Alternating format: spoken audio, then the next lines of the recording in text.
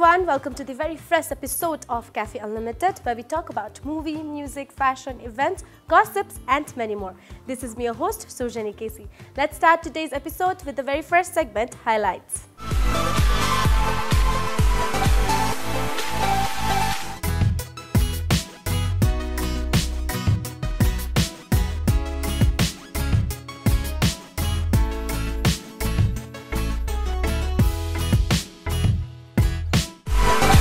This is the segment Highlights. Now, let me take you to the stories of Highlights.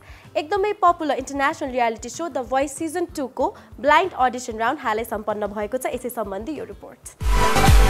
कुर्सी मात्र होइन, घुम्छ अब भाग्य। हिमालय टेलिभिजनबाट चाँडै प्रसारण हुन गइरहेको बहुचर्चित reality show the voice of नेपालको ब्लाइन्ड अडिसन राउन्डको छायाङ्कन हालै समाप्त भएको छ। उक्त ब्लाइन्ड अडिसन राउन्डमा सहभागी 110 जना प्रतिभाहरूमध्ये 64 जना अर्को राउन्डमा प्रवेश गरेका छन्। 4 जना कोच रहेको उक्त रियालिटी शोमा कोच दीप, प्रमोद, राजु र आस्थाको समूहमा 16 जना प्रतिस्पर्धीहरू रहेका छन्। अब यी 64 जना प्रतिस्पर्धीहरूले ब्याटल राउन्डमा आफ्नो प्रतिभाहरू प्रस्तुत गर्नेछन् र प्रतिभा प्रस्तुतिको लागि कोचहरूले साथ दिनेछन्। यसअघिको सिजनमा दीप श्रेष्ठ, प्रमोद खरेल, सनुप पौडेल र अभय सुब्बा कोचको रूपमा रहेका थिए भने यो सिजनमा सनुप र अभया कोचबाट बाहिरिएका छन् भने राजु रामा र आस्था राउत भित्रिएका छन्। The voice of Nepal season 2 को ब्लाइन्ड अडिसनको कार्यक्रम आगामी श्रावणदेखि हिमालय टेलिभिजनबाट प्रसारण हुनेछ। That was the report about The Voice Season 2 Blind Audition Round. After this round, there will be Battle Round. From our entire team, we would like to congratulate and wish them all the best to all those participants who were selected on this round. And yes, after a huge success of The Voice Season 1, Season 2 is on the ground with a bang, which will be on air only on Himalaya Television HD. This is Highlights. Now let me take you to another story of Highlights. एकदमै चर्चामा रहेको भारतीय award, यस IIFA award अब नेपालमा नहुने भएको छ। यसै सम्बन्धी यो रिपोर्ट।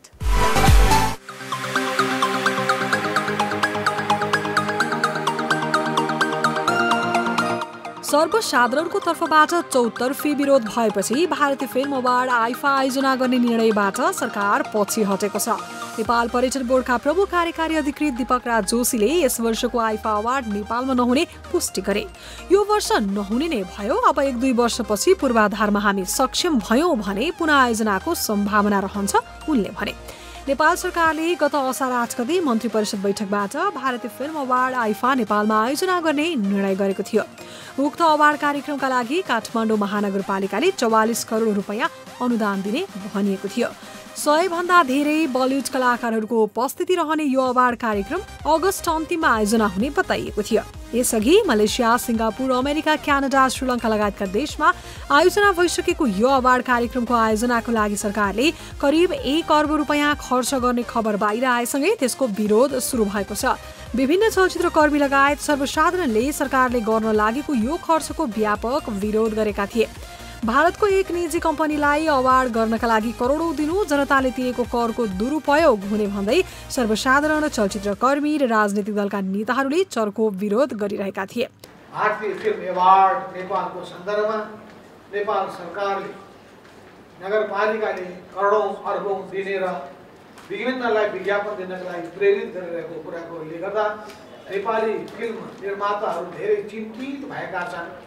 उनीहरूले अवार्ड दिन सकेका छैनन्, राज्यले साथ दिएको छैन। नेपाली फिल्म इन्डस्ट्रीलाई प्रमोट गर्नका लागि जसरी लाग्नुपर्ने हो त्यो लागेको छैन भन्ने गम्भीर गुनासाहरू सुन्नमा आइरहे। माइतीघर मण्डलामा सरकारी निर्णयको विरोधमा सर्वसाधारण सडकमा नै उत्रिएका थिए। नेपाली चलचित्रको विकासका लागि खर्च गर्न चासो नराख्ने सरकारले विदेशी फिल्मको प्रवर्धनका लागि करोडौं दिन लागेको भन्दै चर्को रूपमा विरोध हुन थालेपछि सोमबार सञ्चार तथा सूचना प्रविधि मन्त्री गोकुल बास्कोटाले आइफा अवार्डलाई 1 अर्ब दिने कुरामा सत्यता नभएको बताएका थिए। चर्को विरोध भएपछि संसदको अन्तर्राष्ट्रिय सम्बन्ध समितिले आइफा अवार्ड रोक्न सरकारलाई निर्देशन दिएको थियो। समितिको मंगलबार बसेको बैठकले तत्काल सबै प्रक्रिया रोक्न निर्देशन दिएको हो। यसैबीच आइफाको टिम र नेपाल सरकारबीच आइफा आयोजना गर्ने बारेको सम्झौता बाहिर आएको छ। सम्झौतामा आइफाको प्रस्तावमा नेपालको स्वाधीनता, स्वतन्त्रता र अस्मितामाथि आँच आउने खालका बुदाहरू समेत समावेश छन् भने राष्ट्रियताप्रतिको गम्भीर अपराध, नेपालले धान्नै नसक्ने खर्च र अनुत्पादक क्षेत्रमा लगानी देखिएको छ। आइफाको प्रस्ताव सम्बन्धी कागजात अनुसार आइफा नेपालमा 102 घण्टा आयोजना गर्ने भनिए पनि जम्मा 51 मिनेट मात्र हुने, 4000 दर्शक अट्ने मञ्च नेपालले नै बनाउनु पर्ने, करिब 300 जना कलाकारहरूलाई आउने जाने भिआइपी टिकट उनीहरूले रोजेको विमानबाट चार्टर गर्नुपर्ने, 5 टन कार्गो नेपाल सरकारले गर्नुपर्ने, 1400 बेड 5 तारे होटलमा व्यवस्था गर्नुपर्ने, सडक यातायातमा सुपर लग्जरियस मर्सिडिज वा BMW 7 सिरिजको 40 वटा 5 जनालाई दिनु पर्ने, सुरक्षाको प्रत्याभूति हुनुपर्ने, नजिक खेरा सुरक्षाका लागि 60 जना, एयरपोर्ट सुरक्षाका लागि 10 जना, होटल सुरक्षाका लागि 20 जना, कार्यक्रम वरिपरि सुरक्षाका लागि 60 जना। यो कार्यक्रम अवधिभित्र कतै विवाद भएमा कानुनी प्रक्रियामा जानु परे भारतको मुम्बईको अदालत जानुपर्ने जस्ता बुदाहरू समावेश छन्। That was the report about IFA Award. Well, यस्तो किसिमको international award functions नेपालमा हुनु भनेको एकदमै ठुलो कुरा हो, which will directly help in the development of tourism industry. तर नेपालमा IFA Award नहुनुको मुख्य कारण नेपाल सरकारले स्पोन्सर नगर्ने डिसिजन लिएर हो। Well, after a huge controversy, Nepal सरकारले यो डिसिजन लिएको हो। This is Highlights. Now let me take you to the another story of Highlights. मेरो गाउँ मेरो ठाउँ, which is a video making competition. Well, मेरो गाउँ मेरो ठाउँको फिनाले हालै सम्पन्न भएको छ। यसै सम्बन्धी यो report.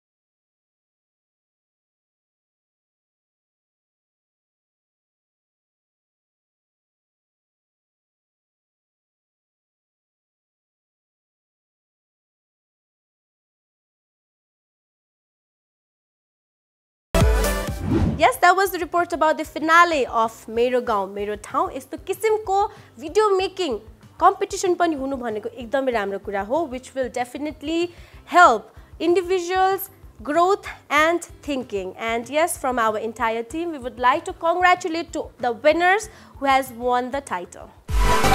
This is Cafe Unlimited. Now it's time for another segment, that is The Voice. Well, this is the segment, The Voice, where we talk about a particular topic, and today's topic is about IFA Award. नेपालमा आयोजना हुने भनेर एकदमै चर्चामा रहेको भारतीय award IFA Award रोकिनुलाई तपाई के भन्नुहुन्छ? हेरौं उहाँहरुको भनाई। यो हाम्रो देशको एउटा ठूलो लज्जास्पद कुरा हो भन्न म चाहन्छु, किनकि कारण देखाइयो, कस्तो खालको कारण देखाइयो भन्ने कुरा हो के होइन। मलाई थाहा छ देशमा यहाँ विभिन्न खालका विवाद अन्य ढंगका थिए र त्यो IFA अवार्ड हुन सकेन यहाँ हैन, तर हाम्रो देशले देखाएको जुन कारण छ त्यो लज्जास्पद छ। यस्तो हो अब आइफा अवार्डको पहिलादेखि नै एकदमै ठुलो हङ्गामा मच्यो त्यो तपाईँ हामी सबैलाई थाहा छ होइन सो एक हिसाबले जसरी राष्ट्रको केही पैसा खर्च नगरी गरेको भए त्यो स्थगित भन्दा गरेकै राम्रो हुन्थ्यो यदि हाम्रो त्यो ट्याक्स त्यहाँ गएको थिएन भने एक हिसाबले पर्यटक हिसाबले भिजन अब होइन पर्यटक 2020 भिजनको कुरा गरिराख्दा त्यसलाई पनि प्लस हुने थियो तर जसरी अब राज्यको त्यत्रो ठुलो रकम त्यो जान्छ अरू हुँदा चाहिँ त्यो हिसाबले चाहिँ स्थगित भएकै बेटर अब भयो भन्दा उत्साह थियो भएन भन्दा पनि एक किसिमको दुःख त लागिरहेछ किन आइफा अवार्ड जस्तो प्रतिष्ठित अवार्ड चाहिँ नि नेपालमा हुन लागेको छ भन्ने कुरा सबै नेपालीको लागि चाहिँ राम्रो कुरा हो सबैजना खुसी हुनुभएको थियो जस्तो लाग्छ र यद्यपि भनौँ न यसले चाहिँ नि पर्यटनलाई तपाईँको चाहिँ नि सपोर्ट गर्ने एउटा फेमस सेलिब्रिटिज जुन बलिउडका कलाकारहरू नेपालमा आएर ठुलो प्रोग्राम हुने जसले गर्दा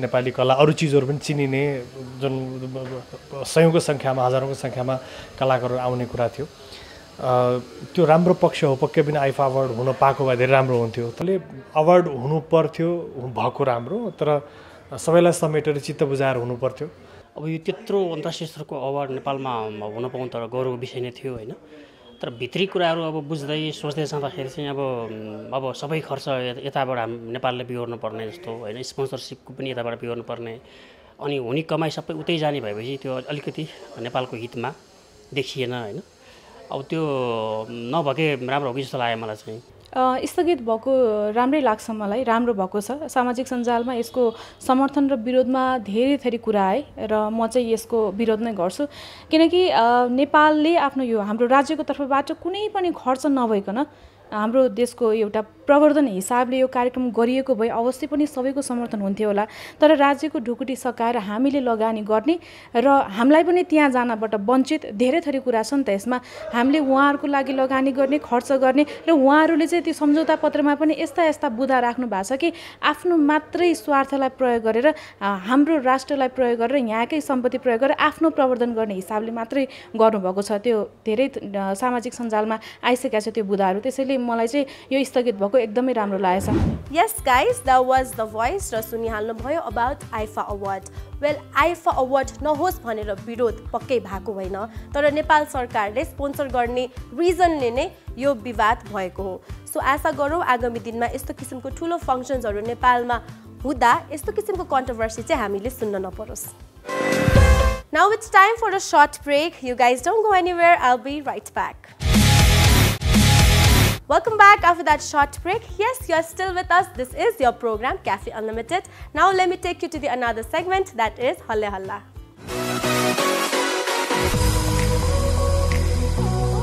This is Halle Halla. Now let me take you to the gossip of Halle Halla.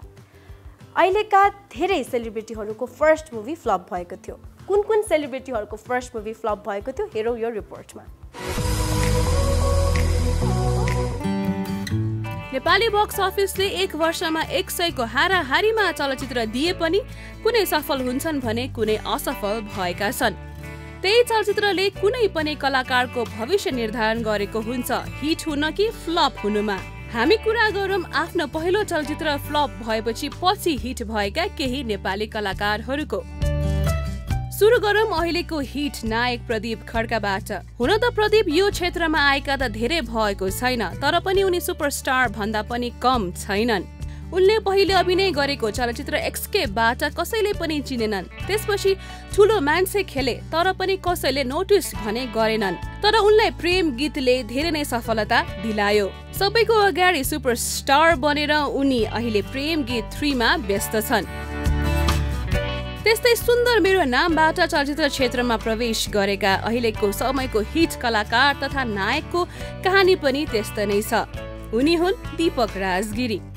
Deepashri निरौलासँगको रिलेसनसिपको कुराले त कहिले फेसबुकमा स्टेटसको कुराले चर्चामा आउने नायक दीपक राजगिरीलाई तितो सत्य वडा नम्बर 6 छक्का पञ्जाले हिट नै बनायो मेरो बेस्ट फ्रेन्डबाट नेपाली बक्स अफिसमा प्रवेश गरेकी नायिका प्रियङ्का कार्कीको पनि यो फिल्म खासै चल्न सकेन अहिले भने प्रियङ्का कार्कीको स्टारडम नै धेरै पपुलर भइसकेको छ समय समयमा बोल्ड तस्बिर आयुष्मानसँगको चर्चा त कहिले हिट म्युजिक भिडियोबाट आफूलाई दर्शक सामु चाहिँ एकदमै राम्रोसँग प्रस्तुत अहिले गरिरहेकी छिन् अब कुरा गरौँ पुष्प खड्काको, जो चक्लेटी पनि छन्। दर्पण छाया 2 बाट तुलसी घिमिरेले बक्स अफिसमा लिएर आए पनि उनलाई भने छवि बाले मात्र चिनाउन सफल भए।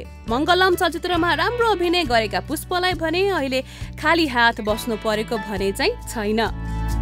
फिल्म सोरबाट चलचित्रमा प्रवेश गरेकी नायिका केकी अधिकारी पनि फिल्म फ्लप भए पनि सामाजिक सञ्जालमा हिट हुने नायिकामा पर्दछिन्।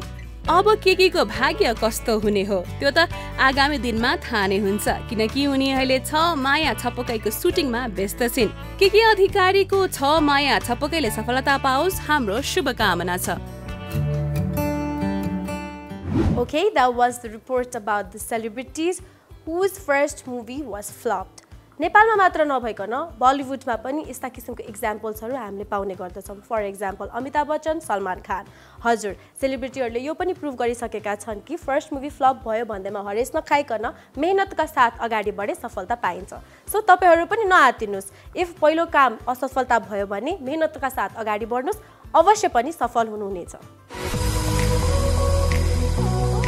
Yes guys, this is Halle Halla. Now let me take you to the another Halle Halla, what is happening in K-Town. Yes, I'm talking about Prem Geet 3. Well, after a huge success of Prem Geet 1 and Prem Geet 2, Prem Geet 3 is also about to be made. Well, Prem Geet 3 को लागि नायकको लागि audition चाहिँ भएन, तर नायिकाको लागि चाहिँ audition भएको थियो। यसै सम्बन्धी यो रिपोर्ट।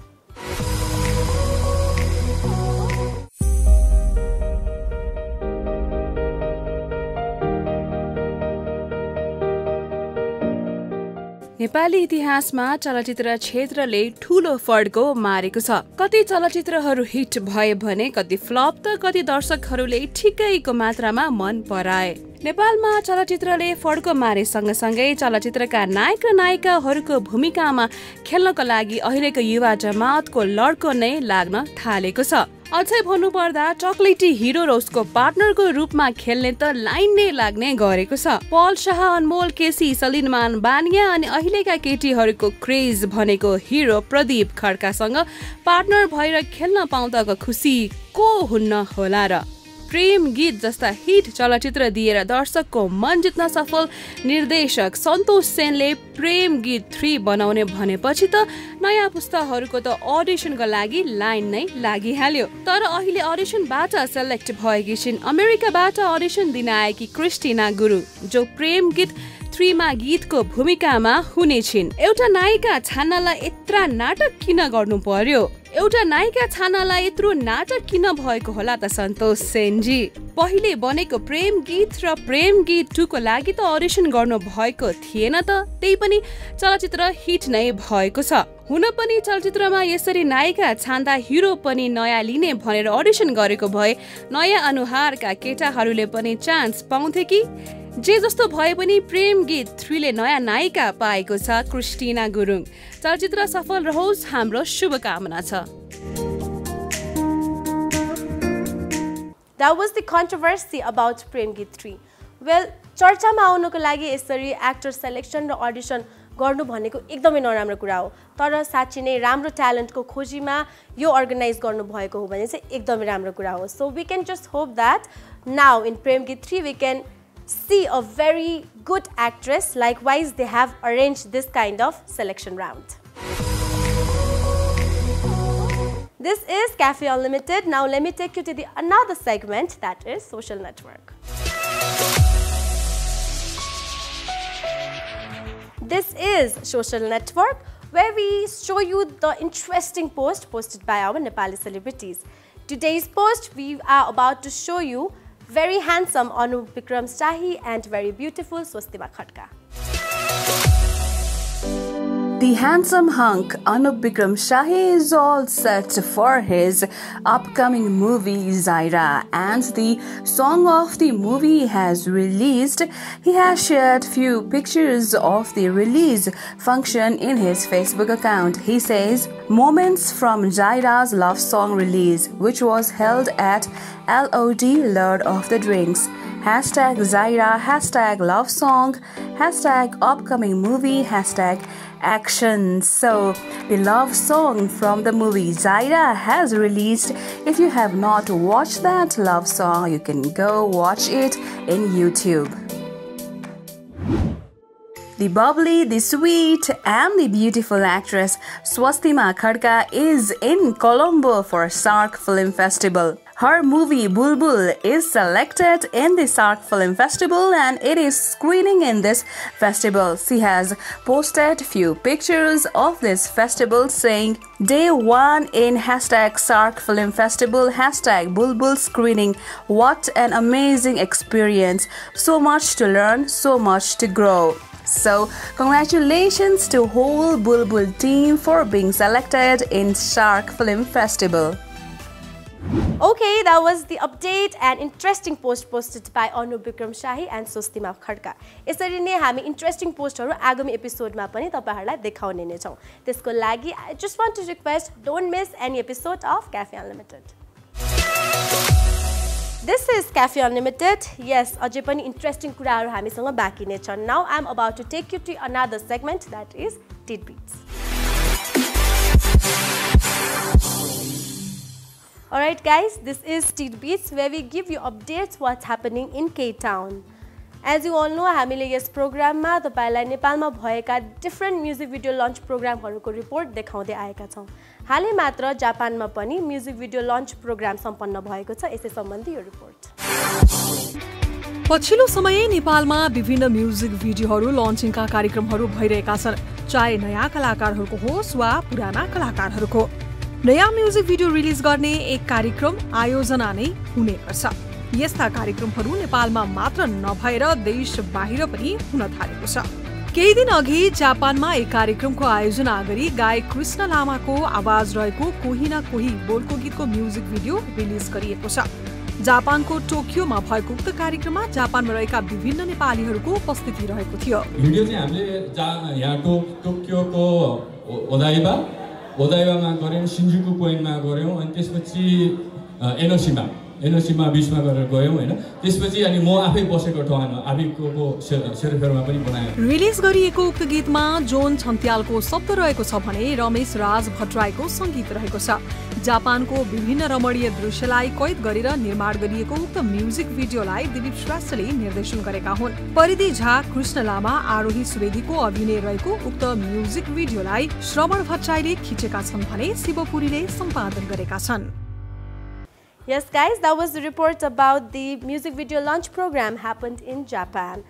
यसरी विदेशमा पनि म्युजिक भिडियो लन्च प्रोग्रामहरु आयोजना हुनु भनेको एकदमै ठूलो कुरा हो. So to the entire team of this music video, we would like to congratulate them and wish them all the best. Well, this is Tidbits. Now let me take you to the another update of Tidbit. सर्वनाम नाटक घरमा विकास versus निकास drama show भइरहेको छ. यसै सम्बन्धी यो रिपोर्ट. पछिल्लो समयमा दर्शकले नाटकलाई निकै महत्त्व दिएर हेर्न जाने गर्छन्. केही समय अघि मात्र पनि नाटकको अवस्था नाजुक नै थियो, तर अहिले आएर दर्शकले नाटकलाई साथ दिइरहेका छन्. यसै क्रममा अहिले कालिका स्थानमा अवस्थित सर्वनाम थिएटरमा नाटक विकास भर्सेस निकास मञ्चन भइरहेको छ. मुलुकमा संक्रमण काल होइन, विकास चाहिएको छ. विकास मात्र होइन, निकास पनि चाहिएको छ. सडकमा माग्नेदेखि सदनमा नेतृत्वसम्म सबैले विकासको नाममा जनतालाई अल्मल्याएको गुनासो गर्दै कलाकारहरू उत्रिएका छन्. यही कुरालाई नाटकमा प्रस्तुत गरिएको छ. गोर्खाका रङ्गकर्मी रामबाबु रेग्मीको लेखन तथा निर्देशन रहेको नाटकमा दीपक आचार्यको मुख्य भूमिका रहेको छ. गत असार 13 गतेदेखि मञ्चन सुरु गरिएको यो नाटक असार 28 गतेसम्म मञ्चन हुनेछ. रङ्गकला गोर्खाको प्रस्तुति रहेको नाटकको विषयवस्तु अहिलेको नेपालको वर्तमान परिस्थितिलाई जस्ताको तस्तै रूपमा प्रस्तुत गरिएकाले दर्शकको राम्रो प्रतिक्रिया पाएको निर्देशकले बताए. नाटकमा दीपक आचार्य काकु, प्रकाश कट्टेल, अजय रेग्मी, मिलन गुरुङ, विक्रम माझी, गौरव सापकोटा, सन्दीप घिमिरे, उमाकान्त सापकोटा, अमृता श्रेष्ठ, सूरज केसी, शशाङ्क उप्रेती, प्रियाना आचार्य र प्रेम अर्यालको अभिनय रहेको छ. विपुल थापा मगरको संगीत संयोजन तथा होम बिसीको मञ्च परिकल्पना रहेको नाटक हरेक दिन मञ्चन भइरहेको छ। That was the report about Vikas versus Nikash drama which is happening in Sarvanam Natak Ghar. र पछिल्लो समय दर्शकहरूले नाटकहरूलाई एकदमै रुचाएका छन्. So we just hope that यो नाटक पनि दर्शकहरूले मन पराउनु हुनेछ. So from our entire team we would like to wish them all the best. Alright guys, this is the end of today's episode. I hope you all enjoyed today's episode. Promising you all that I'll be come back. Alright people, this much for today's episode. I hope you all enjoyed today's episode. Promising you all that I'll be coming back next week with more fun and more entertainment. Before saying bye-bye, I just want to request everyone, please do subscribe our YouTube channel, follow us on Instagram and like our Facebook page. This is me Surjani Kesi signing out. Bye-bye, take care, namaste and yes, keep on watching Himalaya Television HD.